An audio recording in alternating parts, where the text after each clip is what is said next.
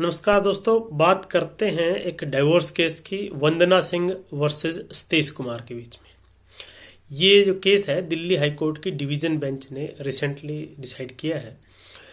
और इसमें जो इशू था वो पत्नी की तरफ से जो है डाइवोर्स पिटीशन फाइल की गई थी और उसमें मेंटल क्रूएलिटी को ग्राउंड लिया गया था। इसमें जो शादी थी इनके बीच वो तकरीबन 10-11 साल पहले हुई थी और शादी से पहले जब ये लोग मिले तो जो पत्नी थी उस समय बीटेक कर रही थी और जो पति है वो उस समय कनाडा से एमबीए कर रहा था। इन लोगों में मुलाकात हुई, नज़दीकियां बढ़ी और बाद में इन्होंने जो है घर वालों से छुप करके, क्योंकि इंटरकास्ट मैरिज थी और इन्होंने जो है दिल्ली में ही एक आर्य समाज मंदिर में शादी कर ली। उसके बाद उन्होंने घर वालों को नहीं बताया, लेकिन ये जो है हनीमून पर भी गए। उसके बाद क्योंकि जो लड़का था यानी पति जो था वो कनाडा रहता था तो ज़्यादातर समय पहले पढ़ाई में और बाद में वहाँ पर जॉब कर रहा था, तो वो 1-2 साल बाद जैसे भी आता तो वो जो पत्नी थी उसके साथ कुछ समय रहता। 2-3 बार जब आया 2-3 साल में तो कुछ दिन जो है पति पत्नी साथ रहे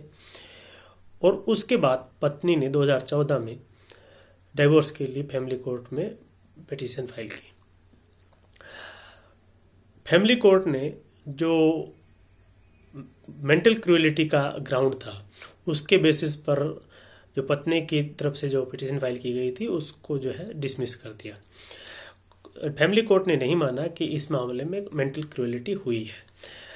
उसके बाद पत्नी जो है दिल्ली हाई कोर्ट पहुंची और दिल्ली हाई कोर्ट ने अब इस मामले में डिसीजन दिया है। इसमें जो क्वेश्चन मेनली था मेंटल क्रूएलिटी का वो ये था कि अगर पति पत्नी जो है वो एक दूसरे से दूर रहते हैं, लंबे समय से दूर रह रहे हैं और उसके चलते क्या ऐसा हो सकता है कि उनके बीच में जो संबंध है वो इस तरह से डैमेज हो जाए कि वो रिपेयर ना हो सके, और क्या ऐसा होना जो है मेंटल क्रूएलिटी कॉन्स्टिट्यूट करता है या नहीं करता है। तो इसमें कोर्ट ने जो है समर घोष वर्सेस जया घोष का जो केस है, एक बड़ा लैंडमार्क जजमेंट है क्रूएलिटी जिसमें डिफाइन की गई है सुप्रीम कोर्ट के द्वारा, उसका जिक्र किया और भी अन्य केसों का जिक्र किया। और कोर्ट ने कहा कि जो जहां पर पति पत्नी जो है लंबे समय तक एक दूसरे से दूर रहते हैं और ऐसे केसेस जिसमें आपस में उनके संबंध बिगड़ जाते हैं और कुल मिलाकर के इस तरह से बिगड़ते हैं कि उसमें उनको आगे कंटिन्यू नहीं किया जा सकता और दूर रहने के चलते भी वो एक तरह से मेंटल क्रूएलिटी कॉन्स्टिट्यूट करता है।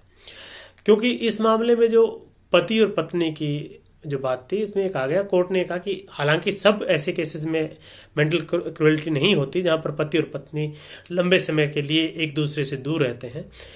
बल्कि वहां पर जहां पर मर्जी से ऐसा नहीं रहते, क्योंकि पति और पत्नी जो है ये एक्सपेक्ट किया जाता है कि वो जो है उनके जॉइंट सपने होते हैं, एक दूसरे से लाइफ जुड़ा हुआ होता है और उनके जो हंसी खुशी दुख जो है वो साझा होते हैं। लेकिन ऐसे रिश्ते जहां पर पति और पत्नी जानबूझ करके दूर रह रहे हों और उनमें साझापन कहीं ना हो, तो ऐसे मामले में, और या पति या पत्नी में से कोई एक जो है एक दूसरे से दूर रहता हो और वो एक तरह से एक दूसरे की लाइफ को एडवर्सली इम्पैक्ट करे, तो ऐसे मामलों में वो क्रूएलिटी माना जाएगा। सभी मामलों में क्रूएलिटी नहीं माना जाएगा जहां पर, क्योंकि ऐसी सिचुएशन बहुत होती है जहां पर पति और पत्नी एक दूसरे से दूर रहते हैं लंबे समय के लिए जॉब्स के चलते या किसी भी कारणवश, लेकिन वो आपस में उनके जो है संबंध अच्छे रहते हैं, तो वो वैसी परिस्थितियों में इसको क्रूएलिटी नहीं माना जाएगा। लेकिन इस केस में जो ये केस था, क्योंकि इसमें